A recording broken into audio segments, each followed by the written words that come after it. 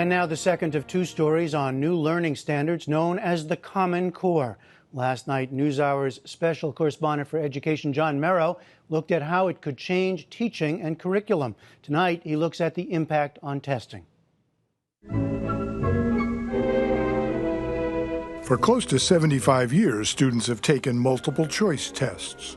Although these tests may be good enough to evaluate basic reading, writing, and arithmetic skills, they will not be able to assess the more complex college and career-ready standards known as the Common Core. 15 seconds to finish up.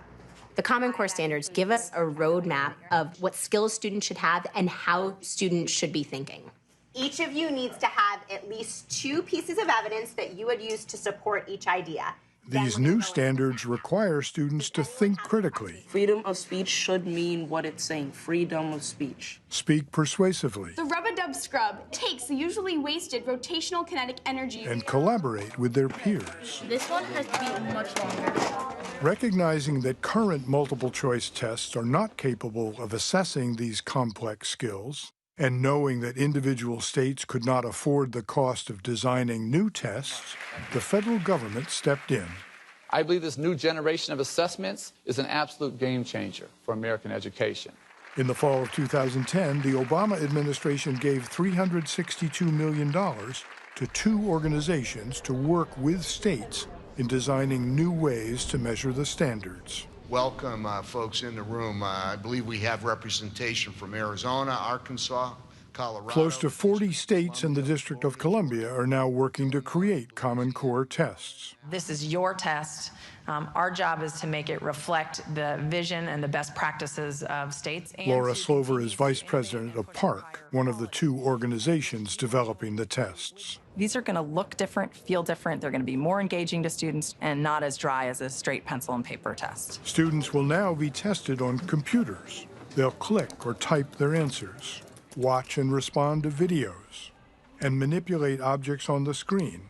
There will be some multiple choice questions, but test makers say they will require more critical thinking. You're not going to be asked questions like, what did you think about the thing you read? You're going to be asked to say, what did the author think? Find evidence in the text for that to make a broader point. We're beginning to push them to read more complex text. Barbara Kapanis works for the other federally funded group, Smarter Balanced. By doing it on the computer, we're bringing the kids into the 21st century and how they deal with information processing and language arts. But can a computerized test accurately measure the more sophisticated Common Core skills, like speaking, I think it balances out which is important. Listening, and collaboration?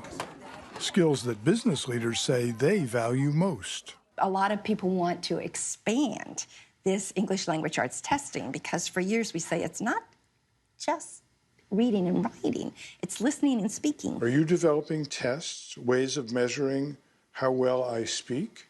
No. We wanted to, and we had hoped to, but we're not there. We can't do that. If these new tests cannot measure all the Common Core skills, one solution might be to rely on both the tests and the judgment of trained teachers. Let them assess how students do when it comes to working cooperatively, listening critically, and speaking persuasively. That, however, would require trusting teachers. Do we, as a nation, trust teachers? What do you think? I don't think so. It seems like everyone has this idea that teachers clock in at 8, clock out at 3, go home and relax. But that's not the life of any teacher that I know. So I don't think the nation trusts teachers. She may be right. The federal government demands that the tests produce data that can be used to judge teachers and principals, not just students. The ways they want to use the data on this test are evidence that they do not trust the teachers. And who's they? I think policymakers, people in Congress, governors. Let's see where you are. If the new tests do not measure Common Core standards like speaking and listening, will teachers teach them? Right, 2 facts about Or will they be tempted to teach to the test and focus only on the skills that the tests measure? There will absolutely be temptation to go back to drill and skill. There's a lot of work. on not just the teacher's part, but on schools and on the DOE that needs to be done so that teachers aren't so scared that they go back to drill and skill. I was really proud of you for making sure that you used text evidence today. If nothing changes, in the spring of 2015, less than 2 years from now, students in about 40 states will take these new tests. The clock is ticking. Online, 8th graders give their assessment of the test and advice on how to master it. Find a link to that video on our homepage.